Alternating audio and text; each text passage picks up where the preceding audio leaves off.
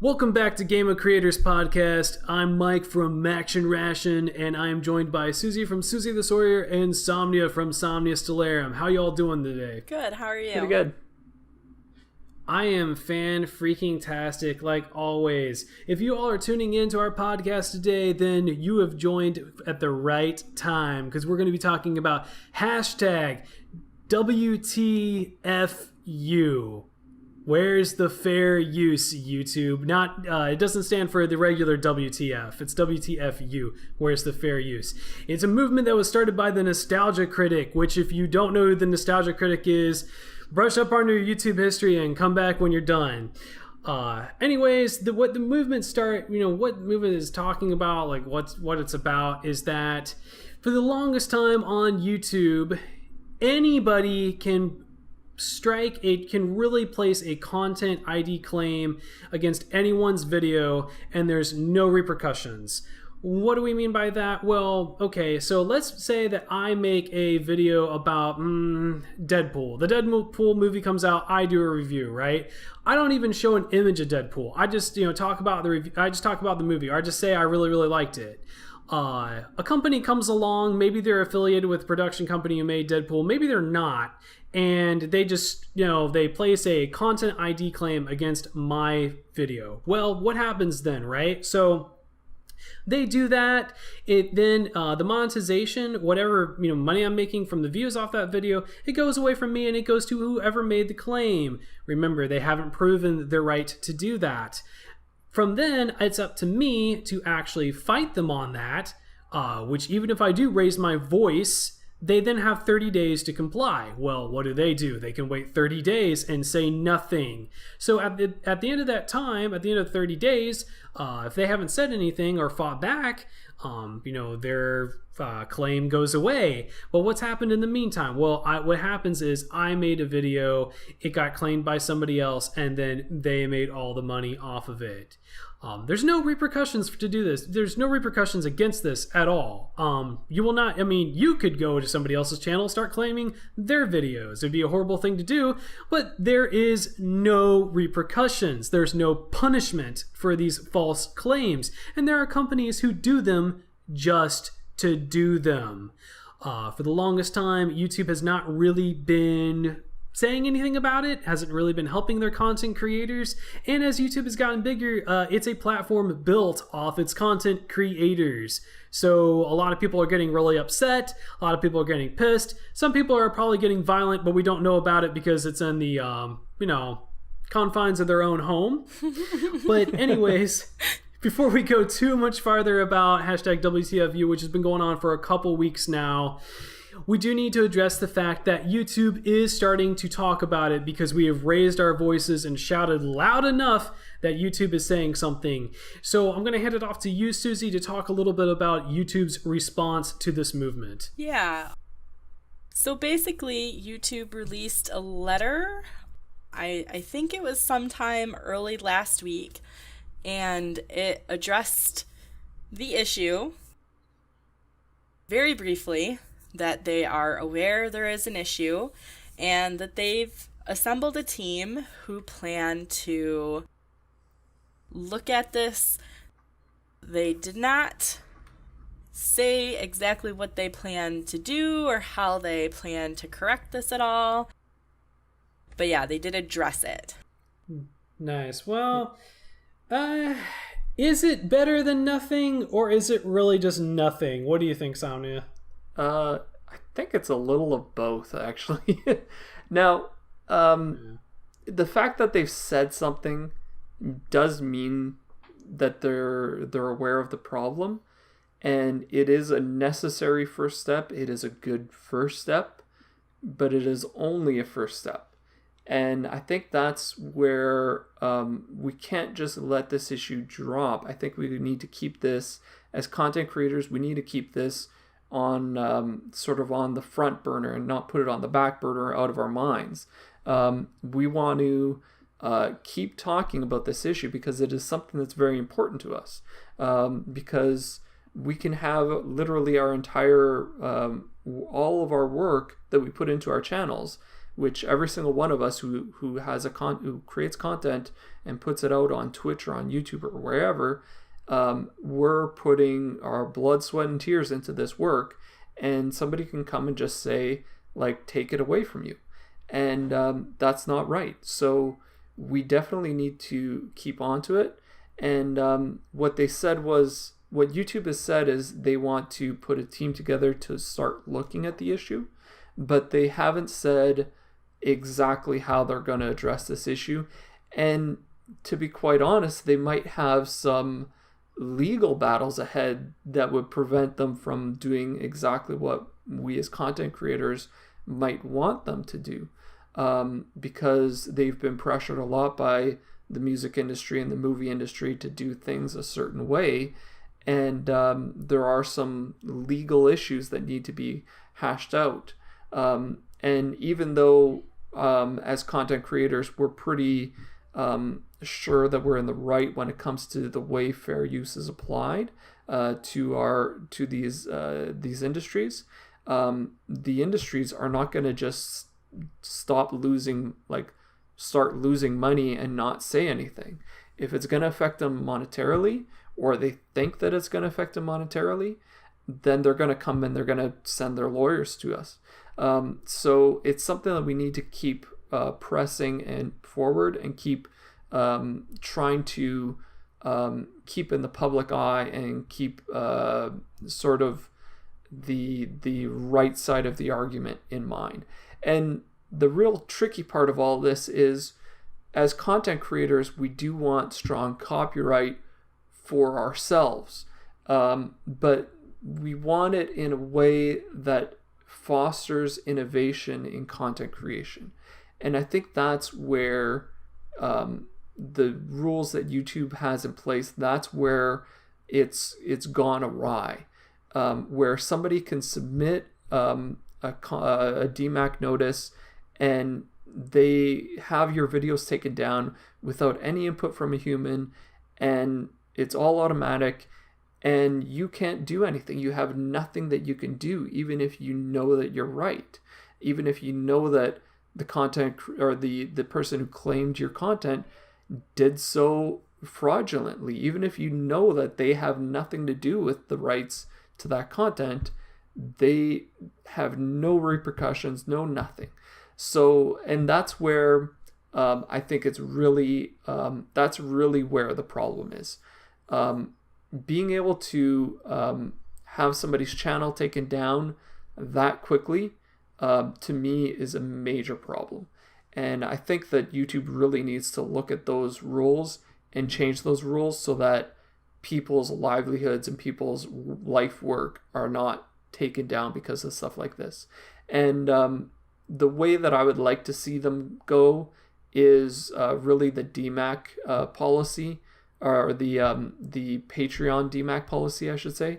They have a blog post, and I'm sure we'll put it in the description down below the video here. But what their policy is that they give content creators warning, first off, when a notice is coming, so that they can dispute it or not, and find out whether or not there's something to it, or act on their own to take the video down, for instance, or the content down, so that it won't count as a strike necessarily, so that their channels won't be threatened.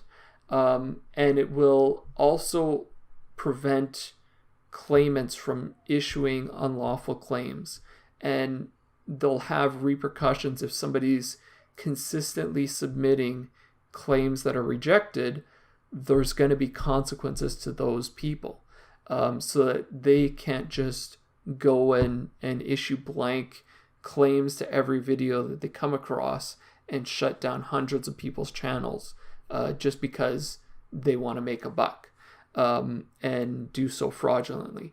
So I think that I would really encourage everybody to read that blog post and to understand what their policy is and how much better that will be for YouTube.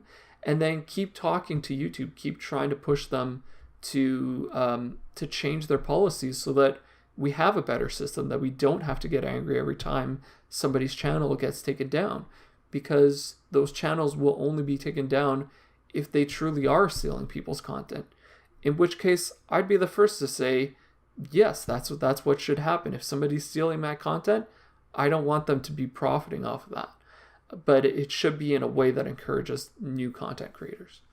Yeah, I kind of feel like there actually needs to be a team of people who review these claims and review the videos, and then, you know, speak with the creator. And, you know, there should be an option to, you know, claim that that's a false claim, and for an investigation to occur and no money to, you know, go to them. That's not fair to creators at all. The whole thing makes me so mad.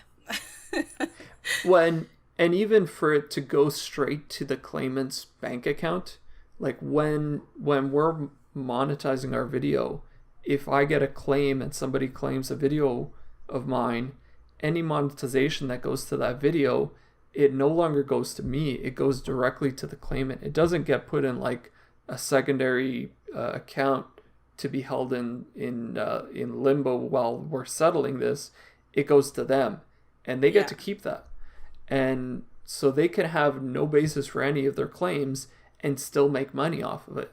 Right. Like, that to me is absolutely ridiculous. And what's the worst is that this can happen to you in, you know, say within the first few hours that you release a video, and that is when you're getting the most views, and then you've lost all that money for the next 30 days. That could be somebody's livelihood. Absolutely, yeah. Yeah, it's quite funny. I mean, it really is. It's like, look at us. Hey, YouTube, Game of Creators podcast just gave you a solution to the problem that's driving everyone nuts.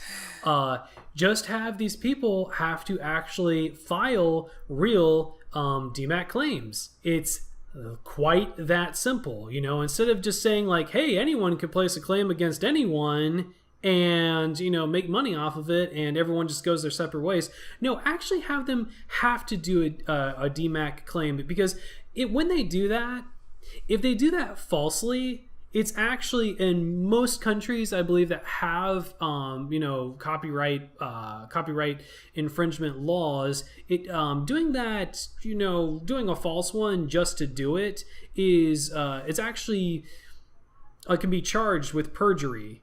Yeah. So you can go to jail for doing that. Yes. Actually. But on YouTube, you know, you can just do it all day long, steal, you know, thousands of dollars and just walk away scot-free. Yeah. Well, and there's even been cases where a producer for a movie will issue false DMAC claims to anybody who's criticized the movie. And there doesn't even have to be like scenes from the movie in it. They're just saying, we don't think it's a good movie. And that's enough for them to get copyright claimed and have the video taken down. Like, and for that producer to be able to do that and thwart free speech, like, it's not even like hate speech or something. It's just somebody speaking out that they don't think that this movie is of a certain standard, and that's all it could be. And all of a sudden they get their video taken down. So it's really dangerous. Well, sure. You know, of course it is. You know, I mean, YouTube's only the second biggest search engine in the world, and the fact that it can be basically just controlled that and manipulated that easily is terrible.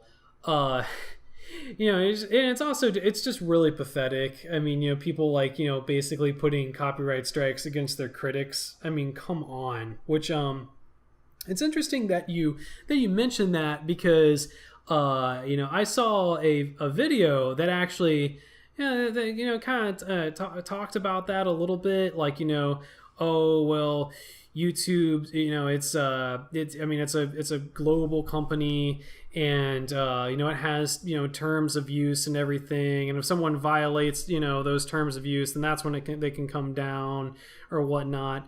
So or actually, I'm sorry, I got a little off topic there. No. The video, the guy mentions that because YouTube is a private platform with its own terms of use, that fair use doesn't really apply to it. Fair use applies to like the government. No, I'm sorry, that would be wrong. Actually, fair use is a federal law. And your comeback to that is, well, like YouTube's a global company. Okay, YouTube is a global company, but who's issuing the complaints?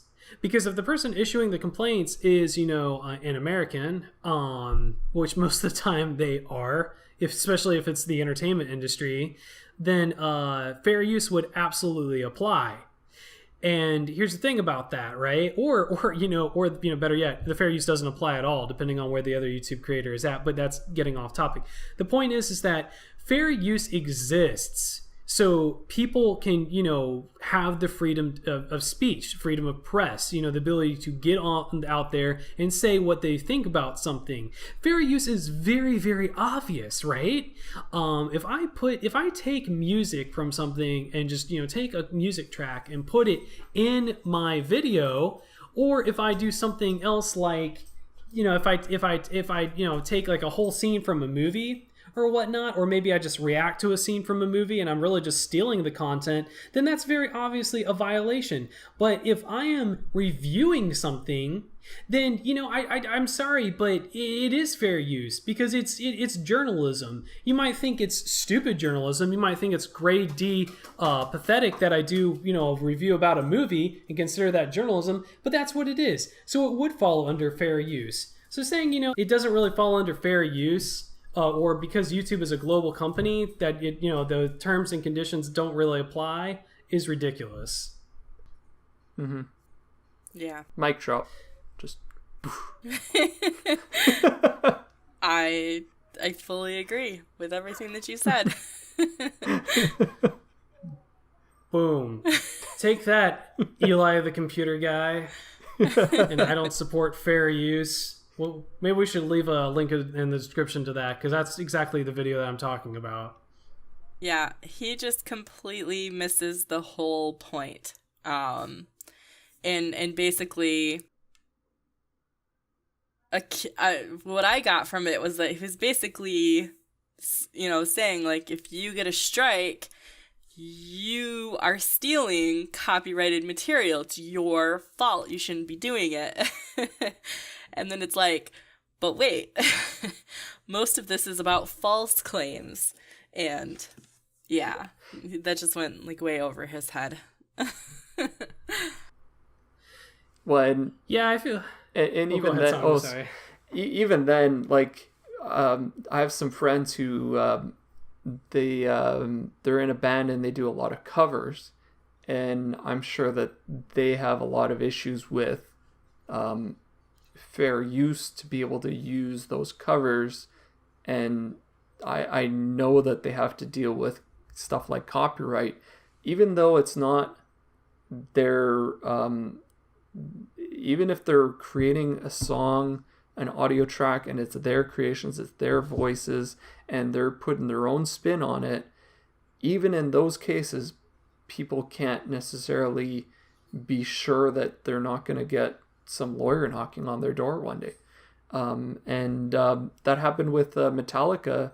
One of their there is a band that does covers of Metallica songs, and has since it turned it into something else, and has their own original music as well. But they became very popular, and they got a copyright cease and desist letter by the lawyers of Metallica, who since kind of said that wasn't right. Like, Metallica didn't realize that their lawyer was sending it, and eventually said, like, we don't want to claim that, so just go ahead and keep using like our music and whatever. I mean, there's a lot of companies that are going to be looking to profit off of any little thing to make a buck, and that's where it gets tricky. Totally off topic, but the band that you were just talking about, are they the bluegrass cover band for Metallica that you're talking about? I don't think so. I think it was another one. There's I'll have to find the link maybe and put it down below in my video, but there's a bluegrass band that covers Metallica, so it's all like banjo and stuff. It's, oh my gosh. Oh my god, I want to hear that. I definitely want to hear that. Okay, sorry, back on topic. I'm willing to bet $10 they're probably better than Metallica, especially at this point. They are. What? And if you transform the music enough, you are most definitely in fair use. And that's where people get tricky. And that's where lawyers might come in and say, oh, but you're not in fair use if you're using the same lyrics, period. But to me, if you're innovating in any way, that should be considered fair use. And it comes down to what promotes people putting time and effort to make new music, make new content, make new writings. That's what the goal of copyright is to protect the creator. And right now, the creator is the target of this. And that is what's the problem with this. Yeah, you're right on.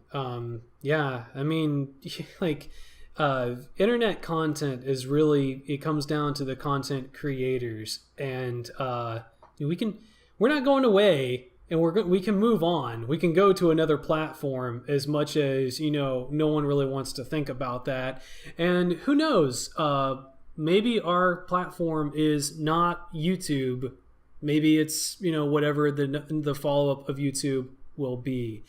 But we've been going about just shy of 20 minutes here, so we're running out of time. But I do want to say this, that I did watch a video by Review Tech USA once where he was talking about this exact same issue, and he was like, the truth is that these companies, they don't want it to go to court. They probably do not want to see this issue blow up and go to court and have to really issue these real DMAC claims, because if it ever really did go to court and it became a really big thing and it actually went to a court, like the Supreme Court of America, you might see a case where the Supreme Court just basically says, yeah, this is a bunch of bullcrap, and basically rules it against their favor, to where they really cannot try to swoop in like vultures and steal all the monetization for these videos that clearly fall under fair use. And fair use does get a really good definition. There's no more gray area, and they're screwed. They can't do it anymore. Yeah, that's true.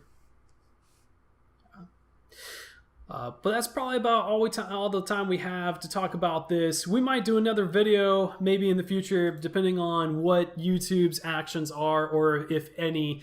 We'll see what happens. The movement, hashtag WTFU, where's the fair use YouTube, is definitely still alive and very strong, and like its content creators, not going anywhere. So thank you all so very much for watching the Game of Creators podcast. Again, I'm Mike from Action Ration, and joined by Suzie the Sawyer and Somnia Stellarum. No matter what channel you're watching on, please seek and destroy our like and subscribe buttons, and we'll see you all again in the future. Bye. Bye.